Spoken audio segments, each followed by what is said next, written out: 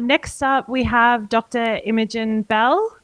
Imo and I have known each other since we were like 18, little babies in undergrad, and it's a very different end of the deep tech spectrum, I think, which is really nice. So Imogen works at the Orygen Centre for Youth Mental Health, and more specifically Orygen Digital. So they're doing a whole bunch of really cool university-based technology development, so VR and apps to treat mental health concerns and early intervention specifically in youth.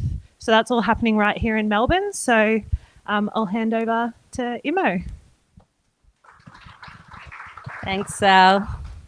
It's so nice to be here. I usually present at academic conferences, which are really dry and boring. So that was a very refreshing and engaging talk. Hopefully I won't bore you with my slightly more academic talk, which has lots of slides. So I'm sorry about that, but it's also a pleasure to be here to see my amazing friend Sally doing such incredible work, and just to connect more with industry people, because those silos between academia and industry are unfortunately very real, and we feel those barriers a lot. So I'm glad to be here and share the work that we're doing at Orygen Digital.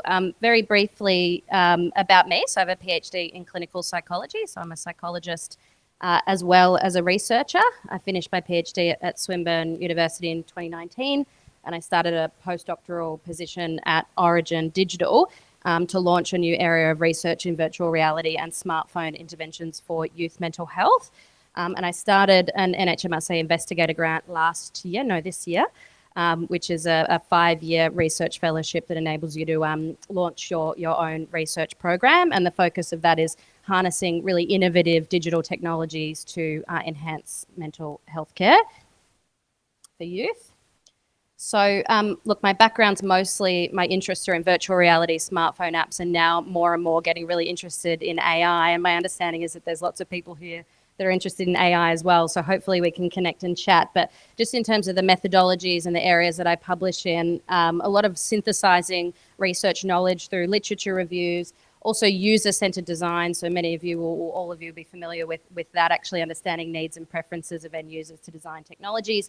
A lot of clinical trials is probably the primary work that I do, and large-scale surveys, and also qualitative approaches as well. So there's a link to some of the publications if you're interested, and of course I can share them with you if they're paywalled. Sorry about that, academia, it's terrible. So Orygen Digital, has anybody heard of Orygen Digital before, or even Orygen Youth Health? Centre for Youth Mental Health at University of Melbourne, yep, maybe.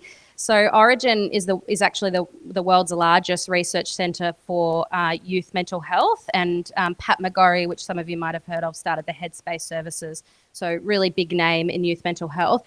Orygen Digital was started about 12 years ago by Mario Alvarez, and it was all about looking at the problems that the youth mental health space is facing and how we can harness technologies to overcome some of those problems. So the mission here is to really bring the best of digital technologies and clinical research together in the youth mental health space to make changes for young people facing mental health struggles.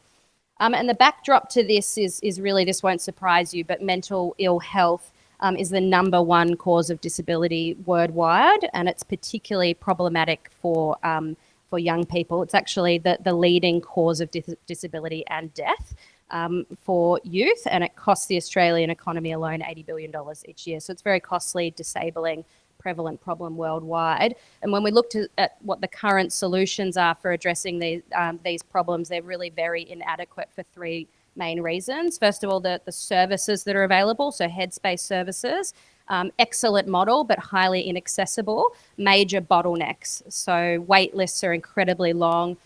This has gotten a lot worse through the COVID-19 pandemic for probably quite unsurprising reasons.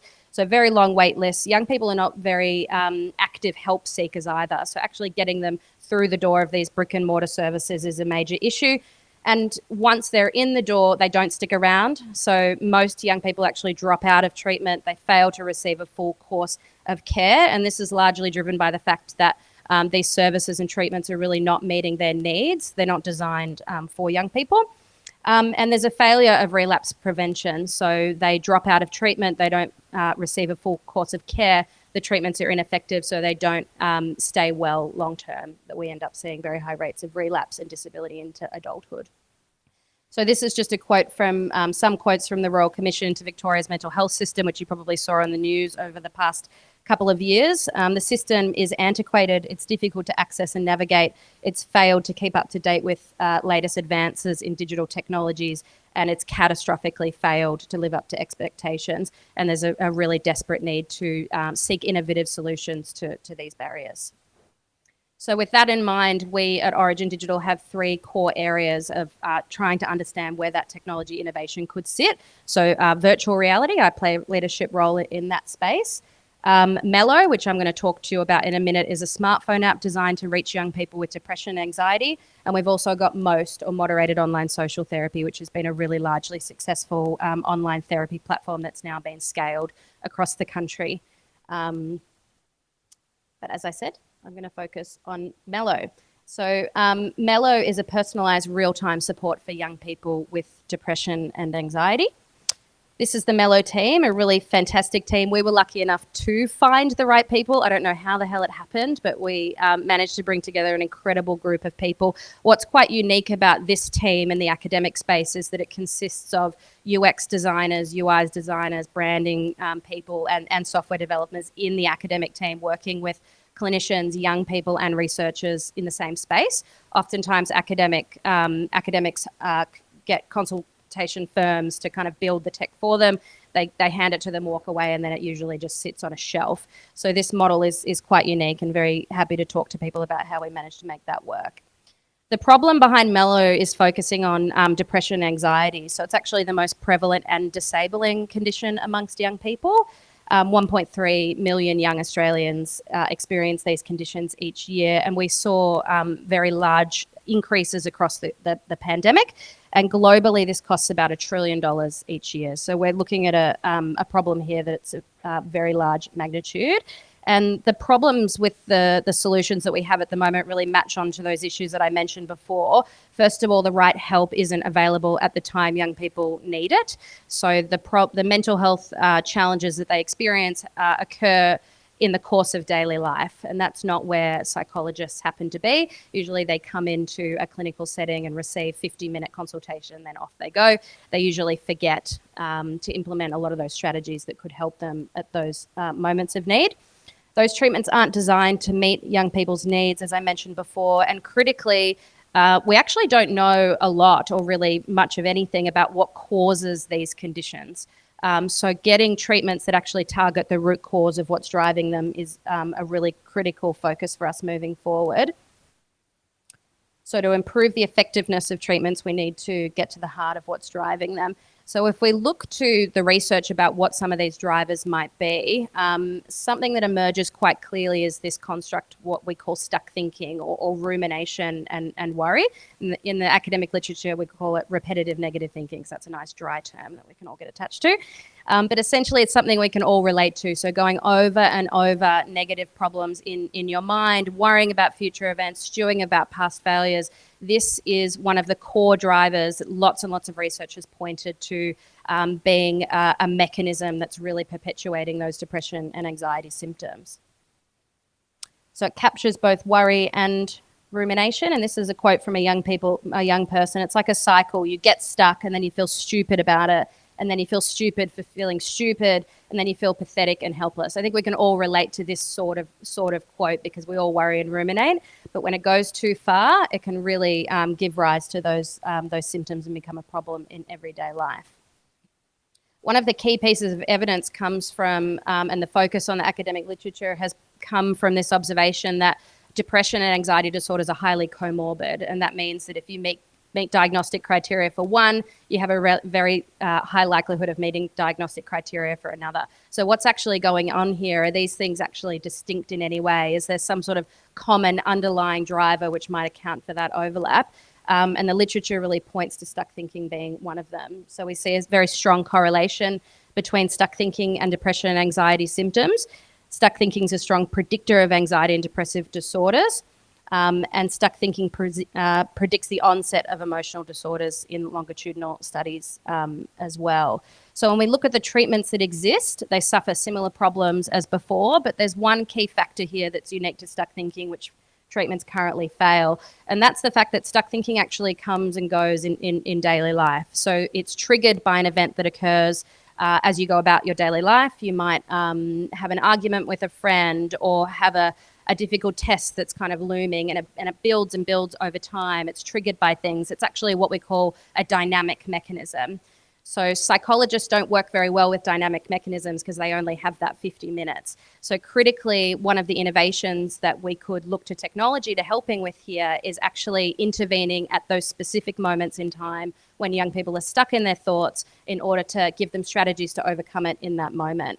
The treatments that exist for stuck thinking are also lack engagement, and they're also very broad, and they lack precision and personalization for young people. So on the basis of that, we've developed the world's first smartphone app for stuck thinking, so the 1.3 million young Australians living with depression and anxiety can achieve a better quality of life. So this is Mellow. It delivers young people effective evidence-based interventions that support them in the moments they need it most. So this is the structure of Mellow that you might be interested in. So young people are prompted 3 times a day. They receive a notification on their phone to complete a brief survey, which asks them 4 questions: how stuck they are in their thoughts, what their current mood is, what they're doing, and where they are. And it uses that information to then provide a recommendation to them about a strategy that is likely to work for them to get unhooked from negative thoughts in that particular instance.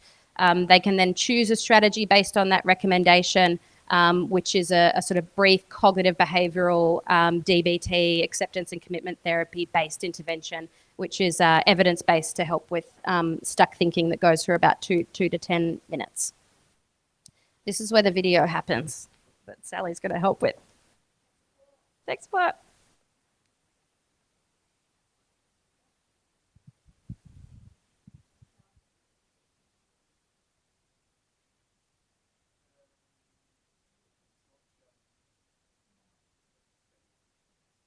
It's just a really nice, calming sound.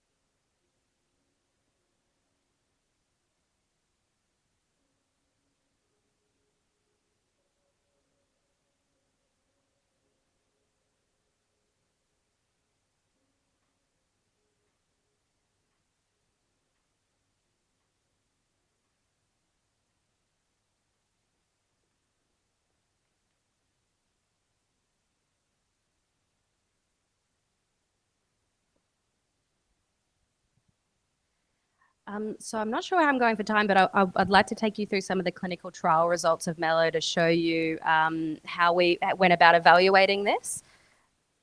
5 minutes? Yep, no worries. I can do it in 5 minutes. So what we wanted to understand is whether or not there's a need for Mellow amongst young people, to understand whether young people would use it and engage with it, and also whether it did what it was designed to do. So did it actually improve stuck thinking, and did that lead to improvements in depression and anxiety? and also gather feedback from users for ongoing improvements. So we conducted what's called a randomized controlled trial. I'm sure you've heard of this before, but basically we took a group of young people experiencing depression, anxiety, and stuck thinking. And we randomized half of them to receive access to Mello for 6 weeks, and the other group did not. They were just a control group. And we completed measures before, in the middle, and the after that 6-week period to look at changes over time. The users of Mello also did a qualitative interview. So in terms of the need, we recruited the target sample size in less than 3 months. We gave ourselves 6 months. We got to that point very, very quickly. So we ended up with 55 young people, and most of them completed the entire period, which really speaks to the need and the level of engagement in this type of solution amongst the end users. 96% of Mello users would recommend the app to others, so a real tick of approval amongst young people there. 96% rating the app 3 stars or above out of 5.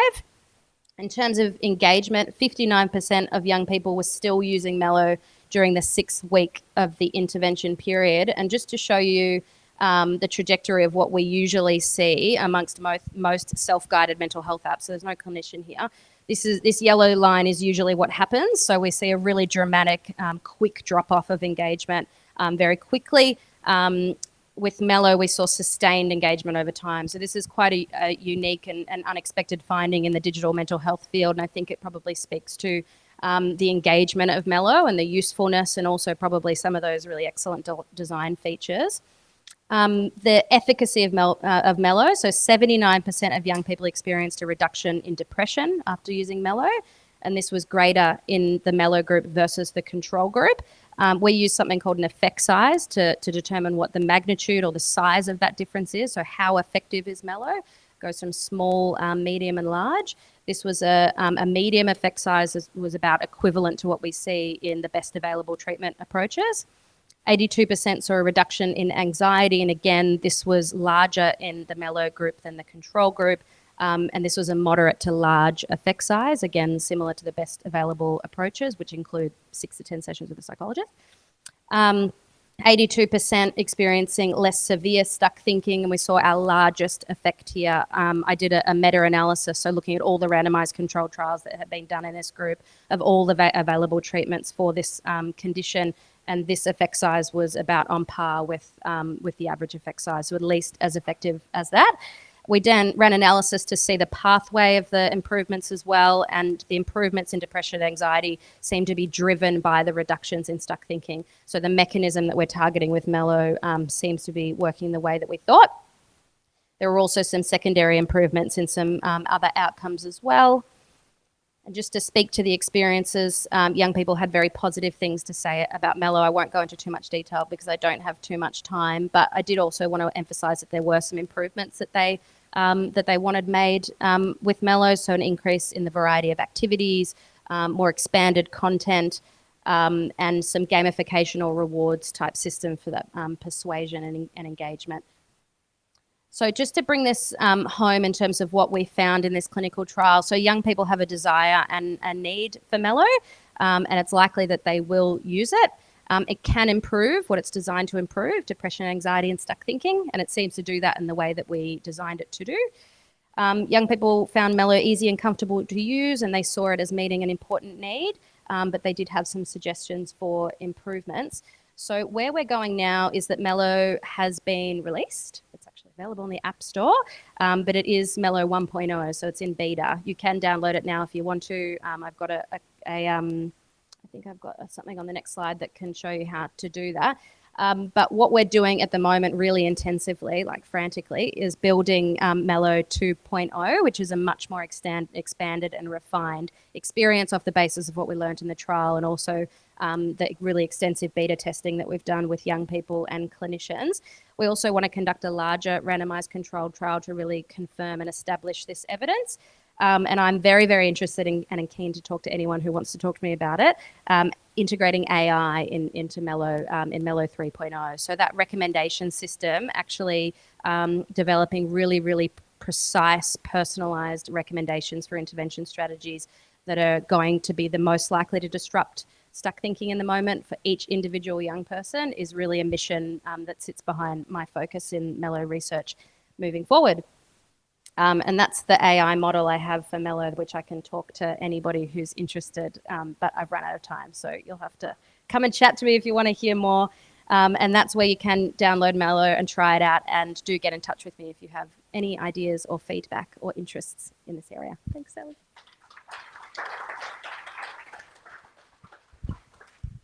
Thank you, Imo.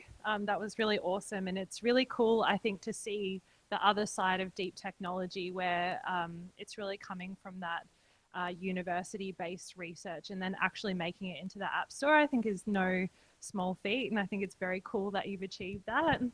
I just want to turn to the audience and see if you have any questions for Imogen. Yep, we've got one over here.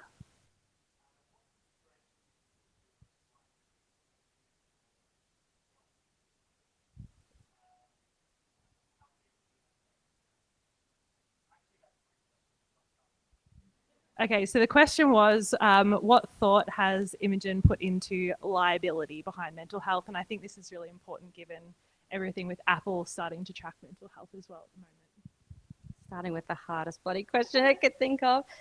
Look, transparently, this is something that we're working through actively at the moment. Mello 2.0 is going to be launched later in the year, and by that point, we really need to have all of this kind of nailed, essentially. We've got a policy team and we've got regulators that work at Orygen that are, obviously this is their bread and butter. So we're literally having meetings at the moment trying to figure all of this out. So I don't have the specific answer to you, for you, but it's something that we need to address. I completely agree. Yep, David.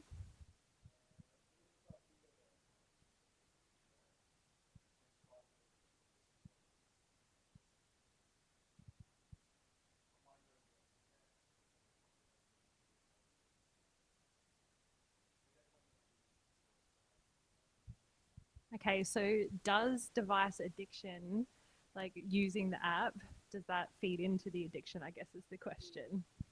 Yeah, I get this question quite often. It's an interesting one because I sit on the perspective of seeing these technologies as having the potential to do good, and I think that there is a lot of harm that can be done by products that go out there with the intention of getting people addicted. But Mello is actually we define our success criteria in terms of engagement is actually getting young people off Mello longer term, because if they're actually integrating and learning the strategies to deal with the issues that they're facing themselves, then we're successful in that regard. So I don't think necessarily that technologies like Mello have to sit in that same category as other ones in that regard. And I'm certainly not as cautious as maybe some other people are. But that's not to say that or disregard the fact that these technologies can be harmful as well. I just don't think I would consider Mello one of them. But I'm happy to debate that at the pub, not with a microphone. I suppose if eyeballs are already on the screens, let's try and get them engaging in something good or like worthwhile that might cause some positive change or some learnings rather than just getting media attention. Yeah, another question over here.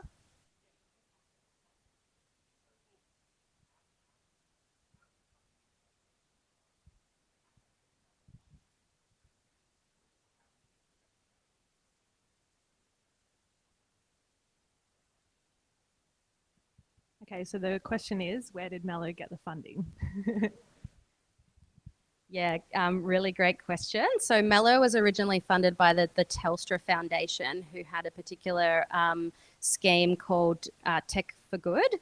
And they put a call out for applications from organisations that were wanting to build technology for some social good.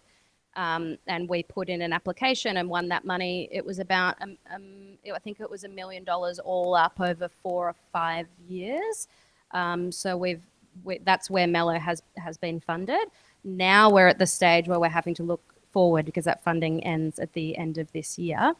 So I'm actively applying for research grants so that Mello AI model has a real opportunity for international grant funding from places like the NIH or the Wellcome Trust or the NHMRC. These are all research funders. And because we are an academic institute, we can do that. In terms of the organisation prioritisation, it's all based on grants at the moment. So, I can go tomorrow and write a grant and apply for, whatever, and the organisation will take a little bit of it and they'll be very happy I did so. And they have sort of supports around that as well. So the researchers themselves get to determine how that funding is allocated based on the project that they're running. Look, what's totally new to me is the alternative funding space in the industry sector. I mean, academics have no idea how to do that. Orygen Digital is quite unique in that we now have kind of strategy people coming into the team and the organisation that understand that landscape more. But I myself don't really understand it, and it's one of the reasons, I suppose, why it's great to connect with this sort of audience, because I think this is something that you guys navigate all the time, and we need to find more funding for Mello so that we can keep it alive. Yep, we've got another question over here.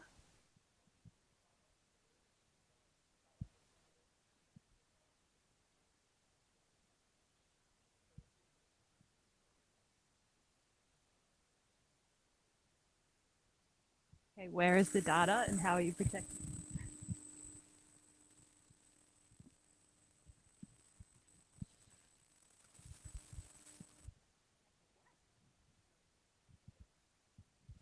I should have brought James Galicio. He's the developer that built all of Mello on his own, actually. So speaking of incredible senior technical people, he was really key to this, and he knows the answers to those questions. Essentially, but it is secure according to mental health system standards, which are very, very high. We have to accord with Orygen policy. In Melbourne Health is the kind of health governance structure around Orygen, so it has a very high level of security and privacy. But the actual nuts and bolts of the technical database and the storage, I couldn't tell you. But do feel free to email me, and I can put you anybody in touch with James if you want to know more. Yep. Any more questions? No. I suppose I have one. You're a bit scared. When you're thinking about integrating machine learning and AI, are there any conversations that are coming from the university about engaging with machine learning engineers and the app developers about how that might actually look getting integrated into the application itself? Or is it just university AI researchers who have no kind of technical expertise in that front? I think they can be two very different things. I'm wondering if you've thought about that.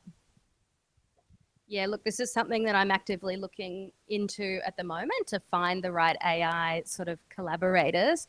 There are institutes that are set up with certain universities. So Melbourne University, we tried to scope somebody that could help us with the AI stuff and found that there wasn't a huge amount of expertise there, transparently. But at Monash, we've identified a group, the Monash AI Health Group, who does have that technical expertise, and they're sort of positioned as having the technical expertise to be able to build, but also consult with kind of tech companies. So they've actually built and developed, assisted companies developing their own AI solutions before. So they kind of are able to do that.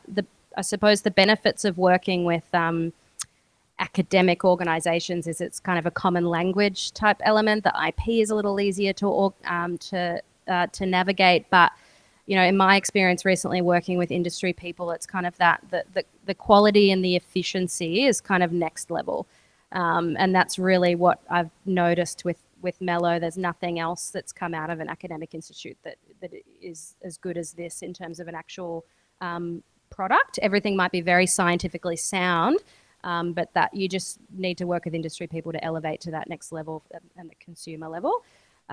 So I'm a strong advocate of trying to identify people in industry that can fit those gaps too. Does that answer your question, Sal? I think that's where deep tech is really good, because it's trying to bring people in those two communities together so we can work together to do that. So thank you, Imo.